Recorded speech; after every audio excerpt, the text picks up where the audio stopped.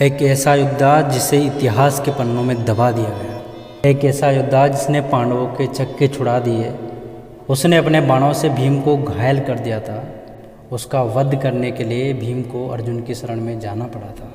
हम बात कर रहे हैं कर्ण पुत्र वृषसेन की। महारथी कर्ण को कौन नहीं जानता। उनमें इतना पराक्रम था कि वो देवता भी उनको परास्त नहीं कर सकते थे। कर्ण की तरह कर्ण का पुत्र वृषसेन भी महान पराक्रमी था, लेकिन इस महान योद्धा को कभी भी टीवी सीरियल में नहीं दिखाया जाता है। इसलिए हम आज इस वीडियो में वृषसेन के पराक्रम के बारे में जानेंगे, तो वीडियो पर बने रहे। वृषसेन कर्ण के ज्येष्ठ पुत्र थे। ना किसी के सहारे उन्होंने पांडव सेना के योद्धा से अकेले सामना किया। युद्ध शुरू होने से पहले भीष्म पितामह सूची बना रहे थे, तो उन्होंने वृषसेन को एक महान योद्धा कहा था। जिन योद्धाओं को वृषसेन ने हराया, उनमें सबसे पहला नाम पांचाल राज नरेश द्रुपद का है, जिसे वृषसेन ने बाणों से घायल करके रणभूमि में से भागने के लिए मजबूर कर दिया था। वृषसेन इतने पराक्रमी थे कि उनको हराने की क्षमता कुछ ही पांडव योद्धाओं में थी। इस बात का प्रमाण वृषसेन का वध है। बहुत लोग कहते हैं कि इस कर्ण के महान शक्तिशाली पुत्र को मारने के लिए महान धनुर्धर अर्जुन ने भी छल का साथ दिया था, पर कुछ लोगों का मानना है कि उनका वध पूरे नियम के अनुसार किया गया था। चलो जानते हैं फिर। यह बात कुरुक्षेत्र के 17वें दिन की है, जिस दिन वृषसेन महान पराक्रम के साथ युद्ध कर रहे थे। वृषसेन और नकुल के बीच भयंकर युद्ध चल रहा था। उस युद्ध में वीर वृषसेन ने नकुल का धनुष तोड़ दिया। तब नकुल बड़े वेग से तलवार लेकर दौड़े।